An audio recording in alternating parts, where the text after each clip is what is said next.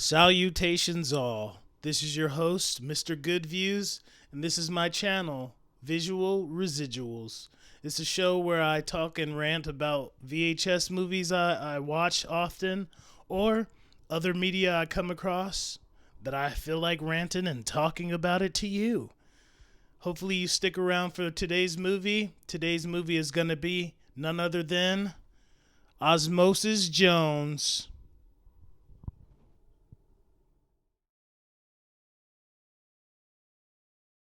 Now, just for this show's first episode and for purposes to keep everything organized, I'm going to sit here first and foremost to talk about the cast. So, the cast has Bill Murray, Molly Shannon, Chris Elliott, Elena Franklin, Chris Rock, Lawrence Fishburne, David Hyde Pierce, Brandy Norwood, William Shatner, Ron Howard, Joel Silver, and David Osman. Chris Rock plays Osmosis. Lawrence Fishburne plays Thrax, the virus. David Hyde Pierce plays Drix. You got Brandy Norwood as Leia Estrogen, which is the secretary. Then you have William Shatner as the mayor, Ron Howard as Tom Kalanick, and then you have an unnamed chief, which is Joel Silver. Yeah. Oh, and then you have a giant cameo by Kid Rock. Like, longer than expected. Like, the promo for this must have been Kid Rock because there was a lot of Kid Rock in this. Like, a longer expected version of it. You know what I'm saying? But other than that, I'm not too mad with the cast they picked. I will say though that they're kind of boring. The cartoon aspect of it was awesome. They picked the right characters. I think the voices matched to all the animation they had, which was great animation. I really enjoyed all the animation on this. It looked really clean when it first came out. I remember it came out. I was like, "Oh, this is high tech, man. Damn." But I will say that Bill Murray is just Bill Murray in this movie, and he's not even trying to be Bill Murray. Like, this is just him getting paid. I think this was just like just be in this movie real quick so we can make some dollars, because the acting is trash. His acting was trash in this movie. Unfortunately, the little girl's acting was kind of trash, but you can kind of expect that from this being her first movie, I'm guessing. I didn't really look into that, but for a kid, it wasn't that bad. But you can tell that it's like some Hallmark shit. It's not even a top level movie. This kind of seems like they could have made this and put this on direct to DVD, maybe. I'm pretty sure it was. This could be a low budget movie, honestly. If you take the cartoon half of that out, this movie sucks. The cartooning, the animation literally saved this movie. They could have picked, I don't even really know, because I wouldn't say like Ben Stiller. I wouldn't say Will Ferrell either, because they were already in movies, especially with Molly Shannon. She was in like Superstar and stuff. So having Will Ferrell there will just make it another SNL movie. And I could see how I don't really want that happening, especially with the Farrelly brothers directing it or whatever. But yeah, that's how I feel about the cast. I'm not too happy about it, but the voice characters did what they had to do to make the cartoon solidified in my eyes. Other than that, it just wasn't that good, y'all. I know there's gonna be some people out there that are going, Osmosis Jones was casted great in such a great movie, and dude, I'm telling you, it's not as great as you think in my eyes. Okay? In my eyes. They could have casted way better, and they could have acted a little bit harder, because there's parts of it there's parts of it where Chris Elliott laughs and stuff, and you can tell it's just either dubbed over or he's just laughing so fake that it doesn't even seem like it's a good movie. This is honestly, it's the acting on it. It's just the acting. Oh yeah, the acting on the humans half, like the actual live action part, is not good at all whatsoever. They obviously shot that in about 2 days, just as long as the virus was supposed to be killing Frank in this movie. But again, that's what you have for the cast. I'm actually glad they had Brandy Norwood in this movie. We all love Brandy. We all love her music, but honestly, she kind of sounded like the mom from Proud Family on this one. I forgot the young woman's name, but the mom on Proud Family, Brandy sounded just like her in this movie, so they could have been interchangeable with that as well. Um, man, I'm not too happy about it at all. This is a great filler movie, though. I'll put that as something. Maybe I could put that in the cast portion of this because that kind of counts, but wasn't that good, bruh. I'm just gonna keep saying that. I call this section somewhat of a summary because I'm not the best at them, and we're gonna try hard to chop this tree down. So basically, it's a two-parter. You've got your live action and then you got your cartoon. The live action starts with a character named Frank, which is starred by Bill Murray, and then you got Chris Elliott, who plays a guy named Bob. And they're supposed to be two friends and or brothers that work at a zoo. Now, Frank has a daughter named Shane. Shane's about 12 years old. She's a girl who's trying to, be outdoorsy. You can tell from the first few minutes that she wants him to be more in her life. You can tell that there's like a yearning for her father that you can see at the beginning of the movie. That you can tell he's obviously not giving her what she wants, and you can tell this by when he's fighting a monkey in the first few minutes. He fights a monkey over a hard boiled egg, and she tells him that that's not a good thing to eat, and it falls in a little bit of poo, and he eats it anyway. This is what starts the movie as a cartoon. So now it shifts from outside of the body, which is live action, and the inside of the body of so-called God, in their eyes, of the cells, Frank. Now, when you see the inside, you start seeing cops rolling around. It's a city aspect. The whole body is pretty much a slum at this point. Um, they don't put it as different parts of the body is different parts of being the ghetto. They just say his whole body is ghetto. Um, they portray it as hood because in the entire set list of the music is just a whole bunch of urban music, as they would call. You got the Saint Lunatics, you got a lot of Solange, you got Brandy, and you got a lot of black artists. But then you have a giant cameo of one they call Kid Rock. Um, you could tell that Ozzy. Well, you start seeing the first character was Ozzy. He's a rookie cop.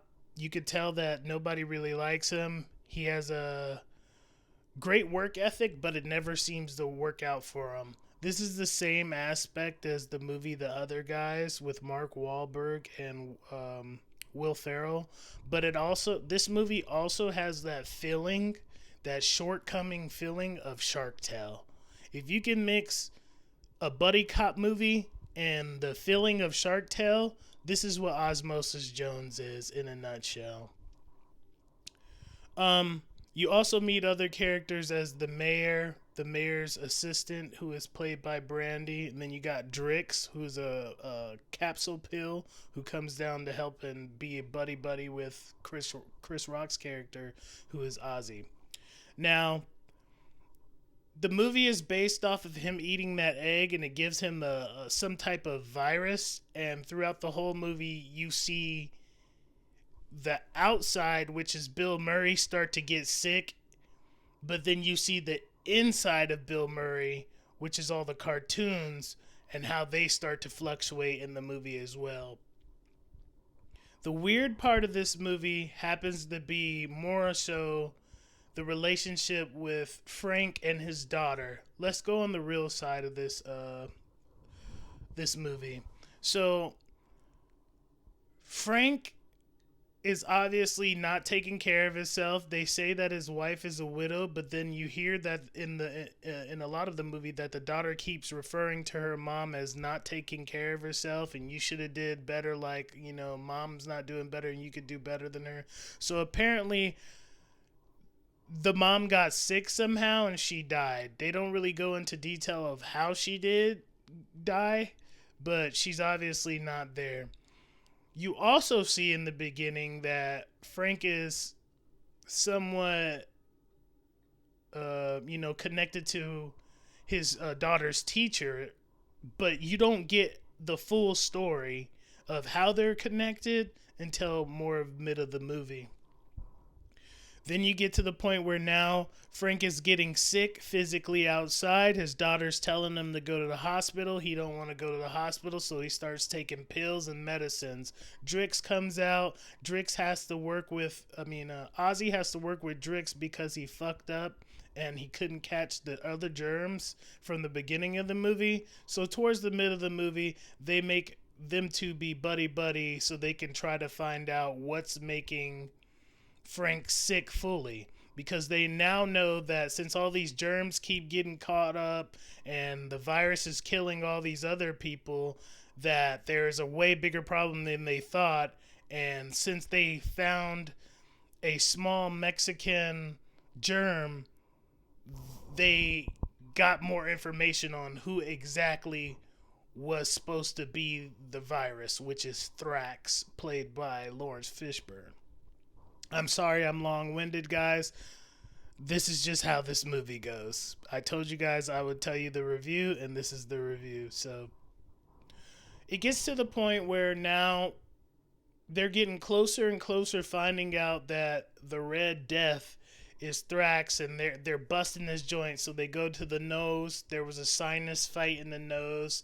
You see that it correlates to Frank, who's Bill Murray again. It correlates to him. So now everything that happens inside happens outside. So you see both perspectives, which is pretty cool. I understand that aspect of the movie.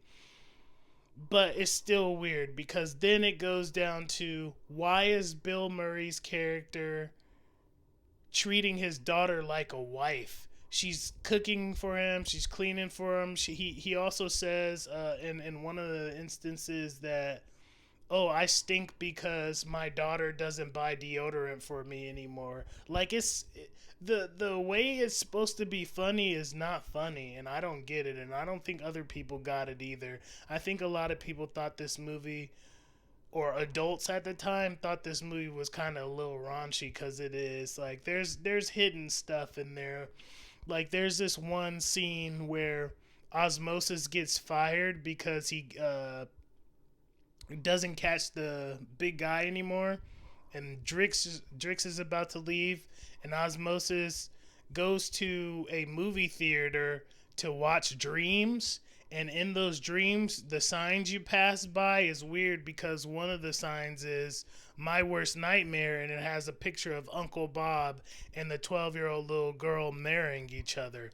That was honestly weird. Like, why would they put that in the movie? And another split scene was two guys in tank tops, and they were like two different actors, and they were kind of like wet. And then it shut real quick, and it said subconscious. And I'm like, why would they put that there? I really want to go deeper into that one day and try to figure out what they meant by all that. But it's definitely a weird, I wouldn't say, files type thing, but I will definitely say that was an awkward part of the movie, and I didn't really enjoy that because that had me clicking. I was like, man, I should probably watch this one more time to see what else they put in the hidden background on here, because there's a lot of stuff in this movie that it seems as though if you're just watching it as a kid, you won't even understand. But if you're watching it to actually see the background stuff, it looks like there's a lot of hidden Hollywood information in that movie. But that being said, you get back to the movie and you're talking about the relationship with Frank and his daughter. Now you got to talk about the relationship with the teacher and the daughter, because at this point you start to see they start showing you more and more about the daughter's actual life. So she went to a science fair and had a volcano. The teacher was flirting with him, who's Molly Shannon. She also plays Superstar. Uh, which is why I don't want Will Ferrell in this movie, because it'll be another SNL movie, and then it'll technically end up being like Coneheads or something. But yeah, so she was in this movie, and he ended up throwing up on her because he ate some bad shellfish. Which, and they basically put it like he's just a scrummian dude. Like, he'll just go anywhere and eat anything. He doesn't really care. He'll do whatever. He throws up on her. He ends up getting fired because that picture was on the news, and he ends up losing his job, which is why he's working at the zoo, and he stopped caring for himself. Even though he was already not really caring for himself that much because his wife died, he really gave up after he lost his job and all that money and stuff. So that's why he's just doing all this extra stuff, because he doesn't really give a fuck. He understands he has a daughter, but he's more worried about getting drunk. That's just the case of this movie. Um, she tries to have some fun, but you could tell that he doesn't really understand that. So she goes on the trip by herself, and when she's leaving, she sees from his bus that he's getting pulled over by the ambulance and going in an ambulance.